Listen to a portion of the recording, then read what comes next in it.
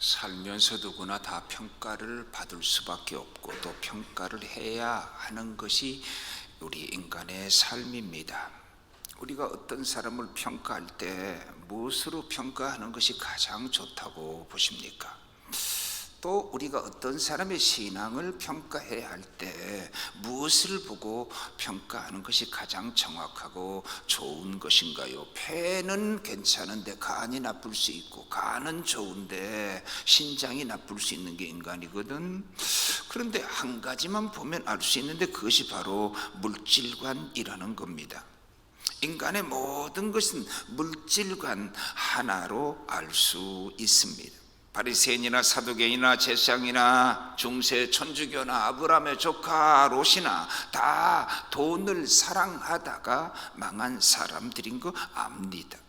바리새인, 사두개인, 제사장들은 헌금도 많이 하고 그렇게 어려운 금식 기도도 많이 하고 성경 지식은 넘쳐 흘렀는데 저들이 그토록 저주를 받은 것은 돈을 사랑하는 그 한 가지 때문이었습니다. 저는 오늘 돈은 성도에게 무슨 의미가 있고 무슨 의미를 가져야 하느냐 하는 걸 같이 생각해 보려고 합니다. 똑같은 걸 보아도 쓴 안경 색에 의하여 그 색깔이 달라지는 것처럼 우리가 똑같은 것을 보고 똑같은 현상을 체험해도 성도의 판단은 달라야 하고 다를 수밖에 없다는 것입니다. 만일 성도의 눈이 세상 사람과 다르지 않다면 그는 진정한 성도가 아니라고 보아야 합니다. 그는 성도처럼 보이는 세상 사람입니다. 참 성도는 무엇을 보아도 다 달라지지요. 코로나를 보는 눈도 다릅니다. 다 같이 돈을 벌고 다 같이 돈을 벌려고 하지만 돈을 벌어야 될 이유와 돈을 벌 목적과 그리고 그 돈도 달리 보여야 합니다. 똑같이 자식을 낳고 똑같이 내 자식 잘 기르려고 하지만 그 목적과 의미와 그리고 내 자식도 분명히 달라야 합니다. 그러면 물질과 관련하여 성도가 어떤 자세를 가져야 하느냐는 것이고요, 두 종류의 성도로 먼저 나눠 봐야 한다고 생각합니다. 첫째는 성부형 인간이 있고요, 둘째는 성빈형 인간이 있습니다. 우리가 예수를 믿고 하나님의 자녀 되어서 부자로 잘 사는 것이 하나님의 뜻인가요? 아니면 가난해도 깨끗하고 맑고 밝게 사는 것이 하나님의 뜻일까 하는 겁니다. 물론 부자로 살면서도 깨끗하게 살고 바르게 살고 곧게 살고 싶다고 할 것이고 또 그렇게 살면 최고라고 할 수도 있을 것입니다. 저는 부자 자체를 욕하거나 시기하거나 질투하지 않으려고 노력합니다. 왜냐하면 내가 이 다음에 혹 부자가 될 거니까, 나도 이 다음에 시어머니 되고 이 다음에 나도 과부 사장은 과부가 안다고 호랍의 사장은 호랍의 사장이 안다고 나도 부자가 돼야 하니까 그래서 너그럽게 대하려고 하는 건 아닙니다. 자식 기르는 사람 남 탓할 수 없다고 했잖아요. 그것도 아닙니다. 비록 적지만은 부자 중에는 참으로 의로운 사람들이 있음을 알기 때문에 그래요. 그런데 알아야 할 점이 있는데 맑고 깨끗하게 살면서 부자가 된다는 것이 결코 쉽지 않다는 것입니다. 돈 자체를 악하게 보는 건 잘못입니다. 돈 자체는 악한 게 아닙니다. 칼과 같아서 강도의 손에서는 사람을 죽이고 의사의 손에서는 사람을 살리듯이 돈도 누구의 손에서 어떻게 쓰여지느냐에 따라 다른데, 문제는 뭔가 하면 돈을 사랑하지 않고 더욱이 깨끗하게 살면서 부자가 된다는 점은 낙타가 바늘구멍으로 들어가는 것처럼 어렵다는 것입니다. 그럼에도 불구하고 대부분의 사람들은 다 무조건 부자가 되기를 원합니다. 이는 성도도 예외가 아닙니다. 심지어 믿음도 11제 생활하고 기도 생활하고 하나님 말씀을 가까이 하는 것도 복과 연결시킬 때 가장 뜨거워지는 것이 오늘날 성도들이고, 그런 교회가 헌금도 많이 한다는 것을 보아서 알 수 있습니다. 특히 깨끗한 부자가 된다는 것은 도덕성이 낮은 저 후진국일수록 거의 불가능에 가깝습니다. 선진국이 들어오면 경제 정의가 함께 이루어져야 하거든요. 중국이 선진국이 결코 될 수 없는 절대적 걸림돌은 낮은 도덕성 때문이라고 하는 지적은 100번 옳은 말이라고 생각합니다. 이 세상에서 돈을 많이 벌려면 어디서나 언제나 구조적인 악과 싸워야 합니다. 그리고 눈을 감든지 아니면 적어도 그것을 용납하든지, 심지어 그것을 은혜라고 생각하는 사람도 있더라고. 옛날에 그 자살해 죽은 감리교의 장로가 얼마나 많은 로비를 했는데 로비를 할 때는 하나님의 은혜로 여겼거든요. 다 뇌물을 주어서 뇌물이 공공연하게 사용되는 나라에서 뇌물을 쓰지 않고 사업을 한다는 건 거의 불가능에 가깝거든요. 후진국일수록 권력자에게 뒤로 다 돈을 대야 되고, 지금까지도 불의한 정권은 항상 다 기업가의 등을 쳐 먹고 살았지 않나요? 이 점에서는 아직도 우리나라가 후진국을 벗어나지 못한 나는 부끄러움을 가집니다. 무엇 때문에 대기업이 억대 연봉의 판검사 출신의 변호사들로 군단을 이루어야 하는지 모를 일입니다. 억대가 아니지, 한 달에 억이라며. S그룹에서 변호사가 군단이 150명이 있었어요. 그 밝힌 바에 의하면. 자기를 보호하는 방법밖에 그것밖에 없다고 믿었기 때문이겠지요. 박근혜 대통령 때 절대 권력자인 대통령이 요구하는데 어떻게 삼성과 롯데가 망하기로 결심하지 않고서야 돈을 주지 않을 수 있겠어요. 그러니까 삼성과 롯데도 범법자이지만 또 어떤 면에서는 피해자라는 동정의식도 저도 가져요. 그렇다고 대기업이 한 범법 행위가 옳다는 말도 절대로 아닙니다. 이제 그것도 고리를 끊어야 하는데 그 고리를 끊어줘야 될 사람이 정치인이고 그 정치인을 판단할 국민들이 끊어줘야 하는 겁니다. 그러나 대기업도 알아야 합니다. 우리나라는 대기업 중심의 나라라. 놀라워. 요즘에 막 비행기를 만들고 군함을 만들고 또 잠수함, 핵잠수함을 만들고 무서워요. 우리나라가 현재 이게 대기업 중심의 나라기 때문에 가능한 거예요. 저 대만은요 다 자동차고 뭐고 다 샀었어요. 대신 중소기업 중심의 나라였는데 그러다 보니까 물건이 좋지 않을 때도 우리는 다 그 물건 팔아줘. 애국심에 의해서. 나 같은 사람은요 정말 할 수만 있으면 일제 쓰려고 안 했어요.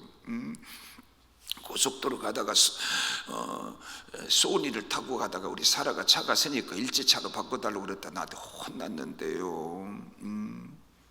이제 그 빚을 갚아야지요. 그리고 중소기업들은 왜 어려움을 겪었잖아요. 대기업만 중심에서 키워서 왜 지난번에 일본이 액화수소를 잡았을 때 우리나라 중소기업이 액화수소를 12-9으로 만들 수 있는 중소기업들이 많았는데 안 길러줘서 못했다가 이번에 됐잖아요. 왜 그때는 안 했느냐 그 말이거든. 거기다가 우리는 미국산 중국산 싸구려 그 농산물을 절대 못 이겨내요. 인도네시아 쌀은 우리나라 5배나 싸거든. 그러니까 어쩔 수 없이 농민들이 고통을 당하는 거 아닌가요? 정의로운 사회가 돼서 다시 이런 일이 없어진다고 하더라도 대기업은 그들이 그것을 이용하여 자기 배만 채우려고 하는 그런 대기업이 되지 말고 국민들에게 진 빚을 갚아가는, 그러면 존경받는 대기업이 되지 않을까 생각해요. 미국처럼 부자도 욕을 먹지 않는 기업가가 되고 그런 사회적 풍토가 돼야 좋은 나라가 아닐까 생각합니다. 이처럼 도덕성이 낮은 나라에서 깨끗한 부자가 된다는 것이 참으로 어렵습니다. 먼지 많은 곳에서 먼지를 마시지 않는 것처럼 어렵고, 미세먼지 가득 찬 밖에서 산책을 하며 그 공기를 마시지 않으려고 하는 것 같이 어렵습니다. 우선 우리가 재물과 관련해서 보면 기독교는 두 종류의 사람으로 나누어지지요. 하나는 성부형 인간이고 하나는 성빈형 인간이지요. 만일 성도가 성부형도 못 되고 성빈형도 못 되는 사람이라면 그는 참으로 불쌍한 크리스천이 될 겁니다. 왜 그런지 성부형 성도는 구약에 더 많고 성빈형 성도는 신약에 더 많은 이유가 뭘까요?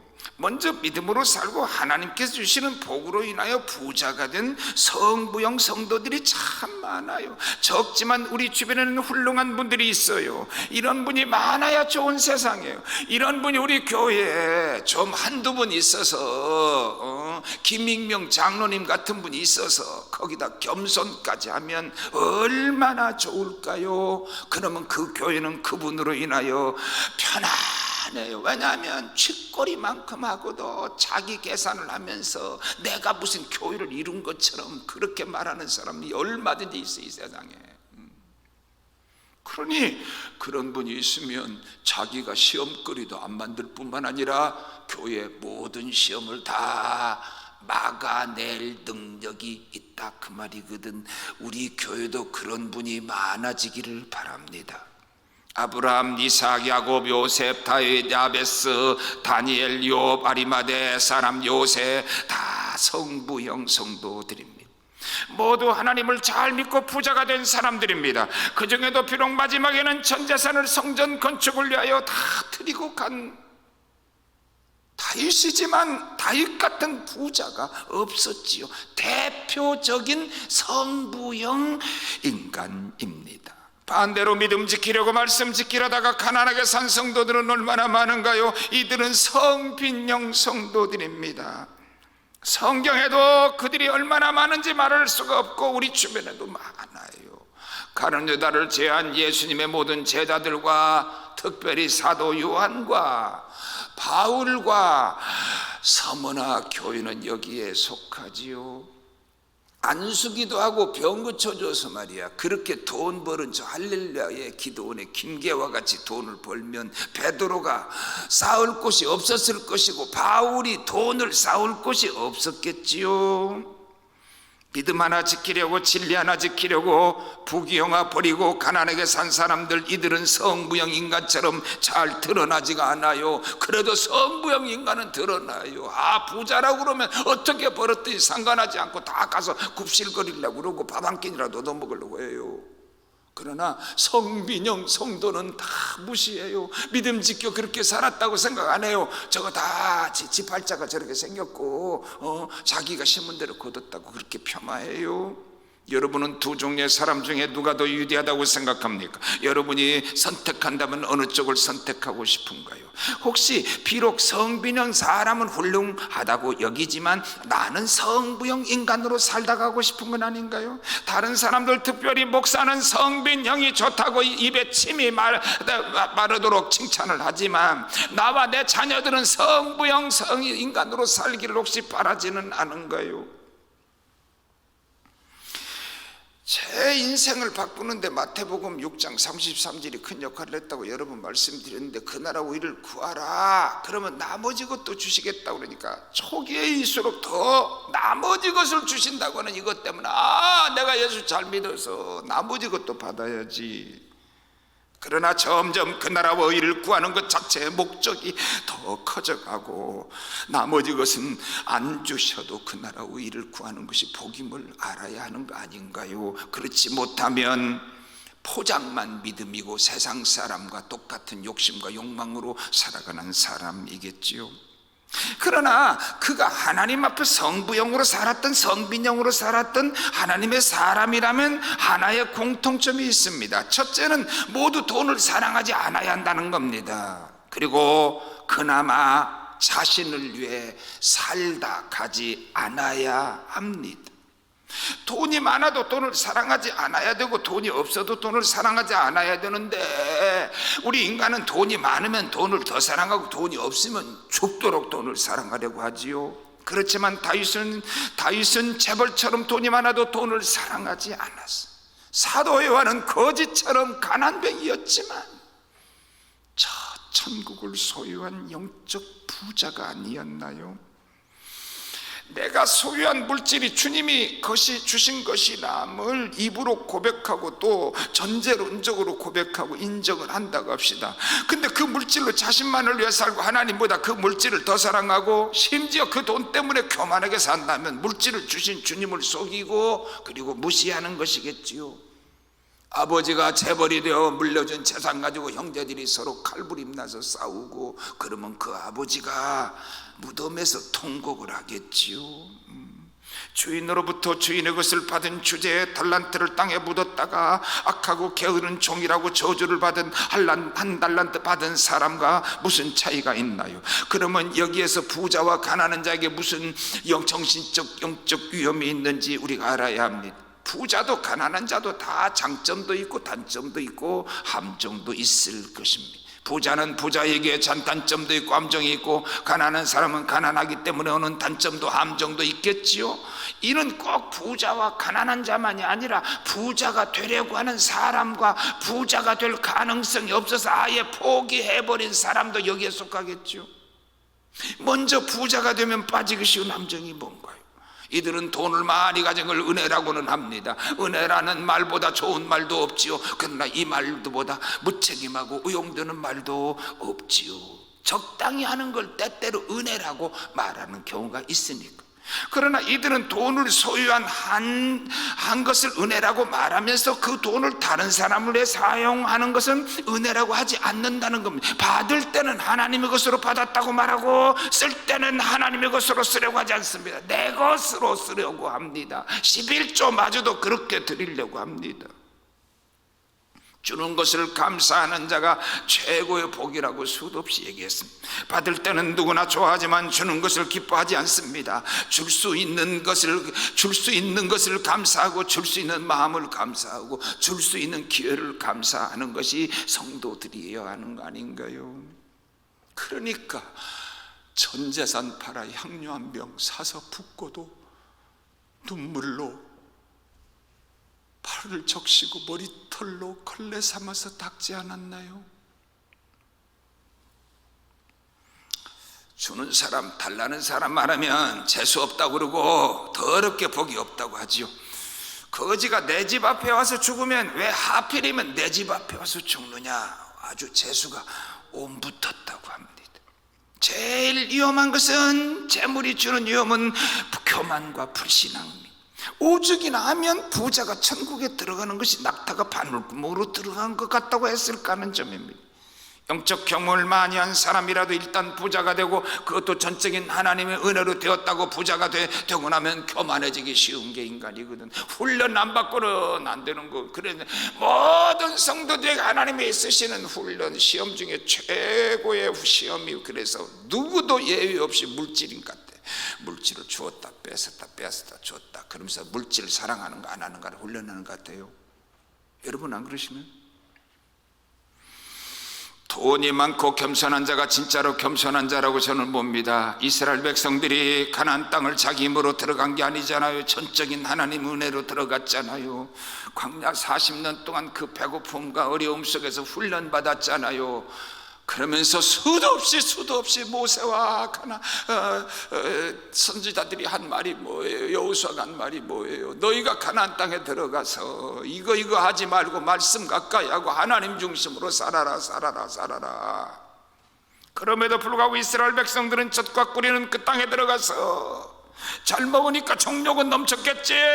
그런데 하나님의 은혜를, 하나님이 기뻐하는 일보다 하나님이 싫어하고 미워하는 일을 왜 일삼았나요? 광야에 40년 훈련도 아무 의미가 없나요? 그렇게 가나안 땅 못 들어가서 원망하고 불평하다가 다 광야에서 죽었는데, 그래서 함성 소리로 여리고성을 무너뜨리고 그 젖과 꿀이 흐르는 땅을 차지했으면 오직 하나님 말씀으로, 오직 하나님의 뜻대로 살려고 해야 하지 않나요? 올라가면 보아야 할 것이 보이지 않는 법입니다. 그러나 내려올 때는 올라갈 때 안 보이던 게 보이는 법입니다. 부자는 세상에서는 나사로 땅에는 안중에도 없었습니다. 내 집 문 앞에 있었지만 음부에 내려가니까 보였어. 누가복음 16장 23절 봐요. 시작. 그가 음부에서 고통 중에 눈을 들어 멀리 아브라함과 그의 품에 있는 나사로를 보고 이게 부자의 함정이요 위험해요. 나 배부르면 천 사람이 배고파도 몰라요. 부자가 되어도 하나님 잘 섬기고 겸손한 성도가 꼭 돼야 돼요. 그러면 가난한 자가 가지는 함정은 뭔가요? 가난하면 빠질 함정이 있습니다. 가난하면 죄가 없는 줄로 착각합니다. 책임이 적을 뿐이지 죄가 없는 건 아니에요. 종종 가난한 자를 천사라고 생각하고 대신 부자는 무조건 나쁜 사람이라고 하는 경우가 있어요. 장애인을 위해 일하는 사람들은 장애인을 천사로 만들어 놓고 일하려고 하는 모순이 있지요. 그러나 장애인에게 정상적인 사람보다 더 성격적 정신적 장애도가 있을 수 있어요. 옛말에도 병든 성자는 없다고 하는 말이나 건강한 육체 건강한 정신이 있다는 말은 맞아요. 단지 드러나지 않는다는 점입니다. 가난한 사람은 부자를 무조건 싫어하는 경향이 있어요. 그건 옳지 않아요. 부러워하는 것보다 훨씬 못한 짓이에요. 우리에게 오셔서 재직순회를 한번 하신 분으로 교계 존경받는 이모 목사님이 그 지역에 큰 교회를 하시니까 가난한 교회 목사님들 자꾸 초청해서 목회 정보도 주고 자극도 주고 용기도 주고 또 식사도 하고 그러셨던가 봐. 근데 절대 마음의 문을 열지 않는다는 거예요. 제가 이 지역에서 여러분 모여하려고 해도 잘 안 돼요. 저를 경계해요. 저는 못했어요. 네, 그냥 친한 분 몇 분하고만 친하지요. 내 마음의 문이 열려서 하는 말인데 뭐라고 말하는지 아세요? 큰 교회와 큰 교회 목사는 무조건 싫었습니다. 이렇게 말하더라고 해요. 여러분 이게 목회자가 하는 말인데 하물며 다른 사람은 어떻겠는가? 목사 장로도 안 되는데 무슨 정치인에게 무슨 그런 기대를 해요? 정치인에게 기대를 하는 게 아니에요. 자기 이 원하는 정치를 위해서 그렇게 말을 하는 거지요. 가난한 자는 부자를 미워합니다. 큰 교회도 미워하고 재벌도 미워하고 미국도 무조건 욕합니다. 미국을 사탄처럼 취급하는 사람 많이 봤습니다. 나처럼 미국을 싫어하는 사람도 없고 나처럼 미국을 좋아하는 사람도 없지요. 미국을 숭배하면 우상이고 미국을 욕하면 배신이 될 수 있지요. 중세 천주교는 물질 자체를 악한 것으로 여겼습니다. 그들의 신학적 구조예상. 그러나 중세처럼 물질 좋아하고 돈 때문에 타락한 교회가 없었잖아요. 이단들은 교인들에게 돈을 세상을 바라보지 못하게 하고 돈을 사랑하지 못하게 해놓고 자신들은 헌금을 갈취해서 다 빌딩 사고 부자를 갖도록 살지요. 제가 이런 분들에게 수도 없이 하는 말인 거 여러분이 알 겁니다. 당신들은 부자와 나사로 중에 택하라면 어느 쪽을 택하겠습니까? 나는 논리적으로라도 나사로를 택하고 싶습니다.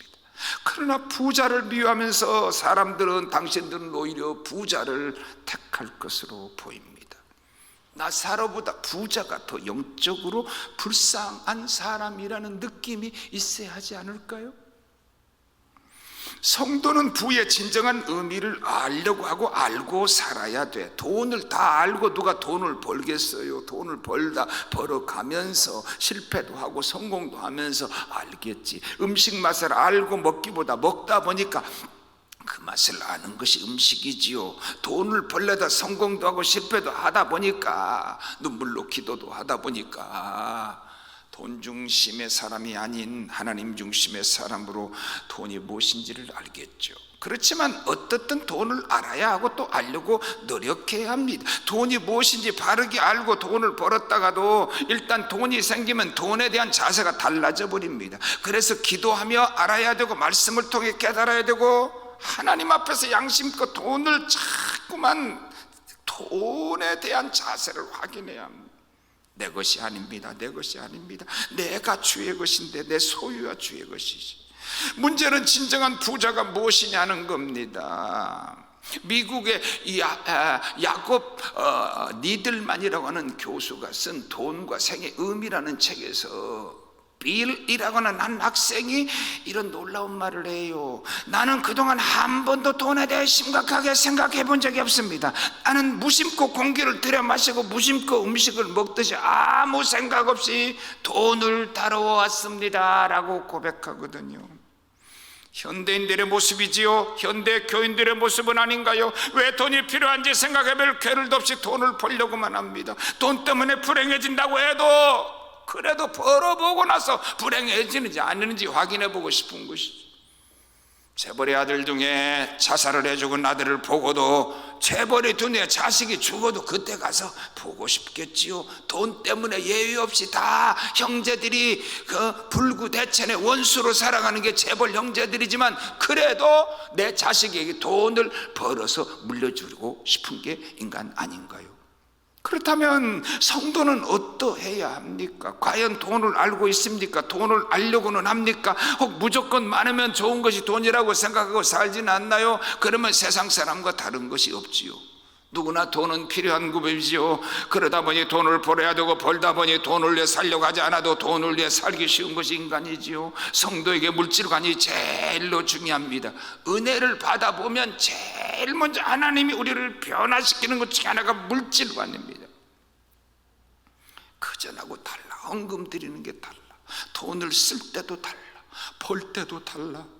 그러면 진정한 부유함이 뭔가 두 가지예요. 첫째는 부유함은 마음의 문제예요. 마음이 부여야 돼요. 세상에는 돈을 많지만 마음이 가난한 사람이 있고 물질은 많지만 마음이 없지만 마음이 부유한 사람도 있어요. 전자가 저 도화대학 교회라면 후자가 서문학교이겠지요. 여러분은 이 관점에서 어느 쪽에 속하는가요? 돈밖에 모르는 한 졸부가 포르쉐라고는 비싼 자동차를 샀는데 사고가 나가지고 그만 차문이 떨어져 나가버렸어요. 그러니까 차문이 떨어져 나갔다고 소리를 질러대는데 경찰이 와서 보니까 세상에 자기 손이 잘렸는데 모르고 있더래. 선생님, 지금 손이 잘려 나갔는데 차문만 없어졌다고 소리를 왜 치고 계시나요?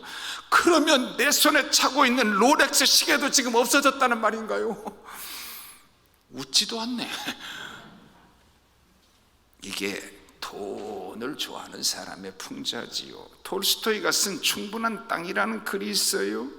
어떤 환경에서도 만족하고 감사하는 아내와 30에이커나 되는 땅을 가지고도 늘 땅 하면서 땅 사기를 원하는 마틴이라는 남편이 살았는데 돈을 벌어서 140에이커나 되는 엄청난 땅을 사놓고도 또 땅 하다가 250에이커를 더 사러들였더니만 그것도 멀리 300마일이나 떨어진 남쪽에서 큰 농장까지 샀는데 결국 마틴은 이 많은 땅들을 관리하다가 심장마비로 쓰러져 죽어버리고 말았다는 겁니다. 그는 결국 길이 7피트에 높이 4피트에 깊이 6피트의 무덤에 묻혀서 이것이 마틴에게 충분한 땅이었다는 것입니다. 다음으로 부유함은 두 번째 믿음의 문제입니다. 이 마게도냐는 제가 그리스를 여러 번 몇 번 갔으니까 그 드로아의 환상 때부터 마게도냐 환상을 보고 바울이 갔는데 제일 먼저 간 곳이 빌립보 교회 감옥에 가죠. 그 다음에 데살로니가 교회고 그리고 베레아 교회고 그리고 저 밑에가 고린도 교회가 있습니다. 근데 가보니까 성경에는 없는 네아폴리와 암비볼리와 아볼로니아 등에도 도시에도 교회가 있었습니다. 마게도냐는 지금의 그리스의 대부분 지역이지요. 원래는 로마 원로원에 속한 영토였는데 이 마게도냐는 구약의 다니엘 외에도 외경 마카비에서 그 기록이 나와요. 근데 다니엘서 2장에서는 마게도냐를 놋 같은 나라라 그랬어요. 8장에서는 거친 수염소로 묘사를 했는데 이 염소 두 눈 사이에 한 뿔이 있는데 그 뿔이 꺾이고 그로부터 네 뿔이 나오는 것이 나옵니다. 이 네 뿔 중에 하나가 힘이 강하여서 하나님의 백성들을 괴롭히는 한 왕이 나왔다고 했는데 알렉산더 이후에 이 네 장군으로 해석하기도 합니다. 그 중에 하나가 예루살렘의 유대인의 성전을 더럽히려고 고의적으로 돼지 피를 잡아다가 성전에 뿌린 악명 높은 사람이 있는데 바로 안티쿠스 에피파네스입니다. 이 교회를 향해서 지금 하는 말입니다. 2절 나같이 보겠습니다. 시작. 환난의 많은 시련 가운데서 그들의 넘치는 기쁨과 극심한 가난이 그들의 풍성한 연부를 넘치도록 하게 하였느니라. 많은 시련이라 그래요. 극심한 가난이라 그랬어요. 근데 이상하게 어떻게 헌금은 풍성하게 하지요? 믿음이 아니면 불가능하겠죠. 마게도냐 교회는 자신을 주님께 드리는 믿음을 가졌다고 5절에 저들이 먼저 자신을 주께 드렸다 그랬어요. 최고의 드림은 돈이 아니에요, 시간이 아니에요, 자기 자신이에요. 자기 자신을 드렸다면 헌금은 못 드릴 것이 없지요. 우리에게 중요한 것은 헌금보다 헌신이 먼저 앞서야 하는 겁니다. 제 어머니가 제게 심어준 가치 있는 교훈이라고 생각합니다. 헌금은 저렇게 하는 것이구나 하는 것이 제 체질이 된 듯해. 우리 어머니는 헌금의 우선순위를 절대 잃지 않았습니다. 가난해도 헌금이 먼저였습니다. 용돈은 못 줘도 헌금이 먼저였습니다. 심지어 농사가 흉년이 들어도 손해를 봐도 헌금이 먼저였습니다. 우리 아버지가 그렇게 핍박을 해도 헌금이 먼저였습니다. 마게도냐 교회와 같은 헌금 해보신 일 있으신가요? 있기를 바랍니다. 하나님은 우리로 풍성하게 살기를 원하셔요. 하나님이 우리 인간을 만들고 세 가지 특징이 있었는데, 창조의 첫째는 하나님 형상대로 만들었다 그랬고, 둘째는 생육하고 번성하여 땅에 충만하라고 했고, 셋째는 모든 생물을 다스리라 그랬어요. 여러 가지 해석이 가능하겠지만은 인간에게 풍성한 삶을 약속하셨다는 증거지요. 이삭이 아들 야곱에게 빈 복이 하나님이 우리에게 주시고자 하는 복이겠죠. 창세기 27장 28절 봅니다. 시작. 하나님은 하늘의 이슬과 땅의 기름짐이며 풍성한 곡식과 포도주로 내게 주시기를 원하노라. 이사야를 통해서 하나님께서 회개한 유다에게 한 약속입니다. 이사야 30장 23절 시작. 내가 땅에 뿌린 종자에 주께서 비를 주사 땅 소산의 곡식으로 살찌고 풍성케 하실 것이며, 그날에 너의 가축이 광활한 목장에서 먹을 것이요. 예수님이 직접 하신 요한복음 10장 10절입니다. 시작. 도적이 오는 것은 도적질하고 죽이고 멸망시키려는 것뿐이요, 내가 온 것은 양으로 생명을 얻게 하고 더 풍성히 얻게 하려는 것이라. 여러분, 생명이 무슨 풍성한 생명이 있고 아닌 생명이 있겠어요? 그런데 얼마나 하나님이 우리에게 복 주시기를 원하는가를 알게 하는데, 물질의 복만이 복이라는 말은 절대로 아닙니다. 여러분, 오늘 7절 본문이 뭐라고 말했나요? 오직 너희는 믿음과 말과 지식과 모든 간절함과 우리를 사랑하는 이 모든 일에 풍성한 것까지 이 은혜에도 풍성하게 할지니라. 이 교회가 사라지지 않는 한 김학실 권사를 잊어서는 안 됩니다.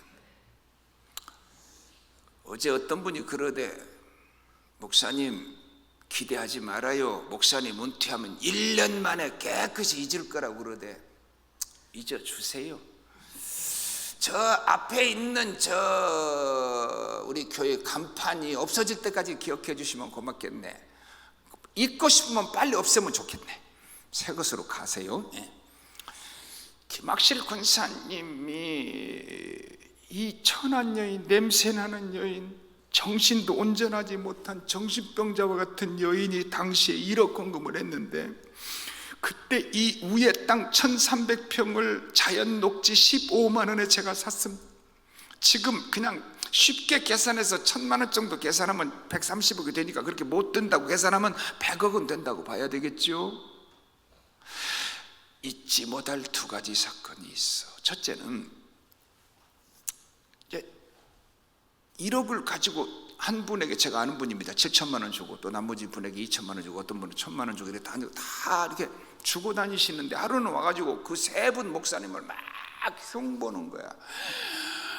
그래서 내가 듣고 또 아주 성숙한 성숙한 비판을 할 만큼 잘하셔. 그래 내가 그때는 집사였거든. 집사님, 근데 왜 그런 분들에게 그렇게 돈을 많이 주고 다니셨어요? 그랬어. 그랬더니 정색을 하고 하는 말입니다. 목사님, 그래도 주의 종 아닌가요? 나 완전히 뒤통수 맞았어.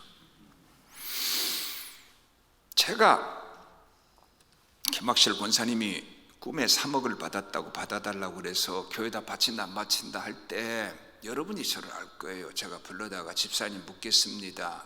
약속하신 헌금 1억을 교회다 하시겠어요? 안 하시겠어요? 그랬더니 해야죠. 그러셨어. 기쁘게 바치시면 받고 그렇지 않으면 안 받겠습니다. 참 엎드려 받아도 뭐한데. 여러분 생각해 봐요. 하나님의 교회다 헌금하면서 비루하게 받아서 그게 헌금입니까? 그러면 그분에게 무슨 복이 되겠습니까? 근데 계약금을 치르고 계약한 계약금부터 중도금까지 먼저 들어오는 돈을 교회다 먼저 금했습니다. 11조는 구원받은 성도는 다 해요. 기도는 평신도라도 구원받은 사람이면 해야 하고 싶어져요. 근데 이것도 하기 힘들어하는 사람이 중진 노릇하고 그리고 주인 노릇하면 안 되지. 제가 눈을 뜨고 있는 한 그 꼴을 보지는 않겠습니다. 그러면 그도 망하고 교회도 망해요. 안 그러겠어요, 여러분? 칼빈의 말입니다. 물질적으로 부한 자는 그리스도의 일꾼으로서 그의 물질의 풍요를 물질적으로 가난한 자들에게 나눠주도록 부르심을 받았고, 영적으로 부한 자는 그리스도의 대리자로 그의 영의 풍요를 영적으로 가난한 자들에게 나눠주도록 부르심을 받았다. 마음이 풍요한 사람인가요?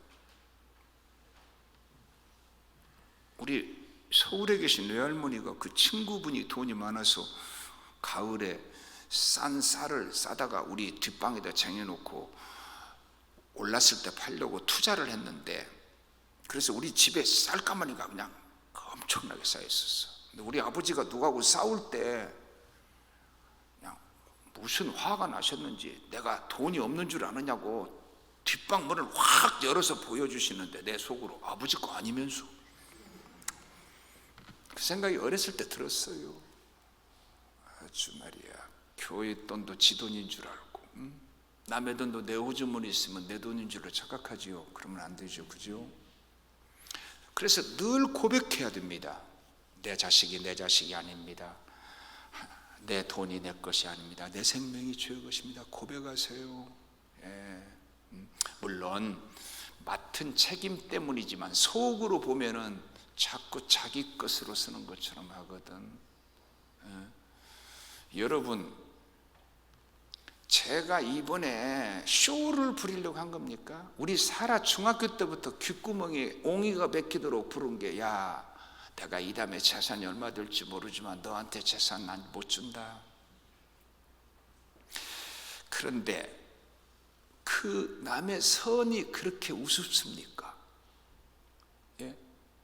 어디 여러분 주변에 누구를 막론하고 지 새끼 주지 않겠다는 사람 한 사람이라도 보셨소?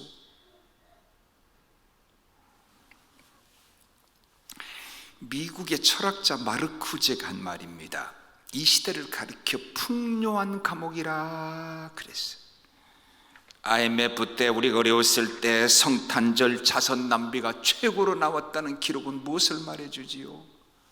나라가 어려울 때 물산 장려 운동을 해서 나라 빚을 갚아주겠다는 우리 조상들은 어떤 사람들이죠? 세계가 우리 한국 때문에 놀란 사건 하나가 3.1 운동이고 그리고 하나가 IMF 금목이라는 겁니다. 그때 저도 반지 다 바쳤어. 우리 한국에 대해 세계가 놀라서. 더 놀라운 두 번째 일이 뭔지 아세요? 반지는 나왔는데 금괴는 하나도 안 나왔어.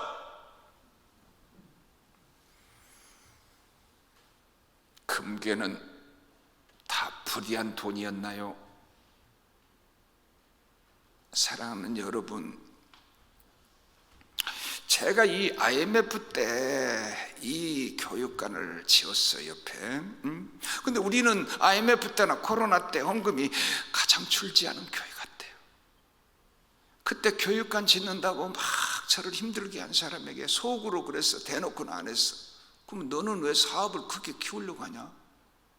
만일 저 교육관을 그때 안 짓으면 어떻게 되죠? 다 다 제가 바치고 적금, 연금, 매약해서 바쳤고 1년 남짓 1년 반 정도 우리 사라가 한 달에 200불, 300불 가지고 먹고 살았어요. 여러분도 한번 그렇게 해봐. 그러면 내가 내 돈 다 그 사람 드릴게.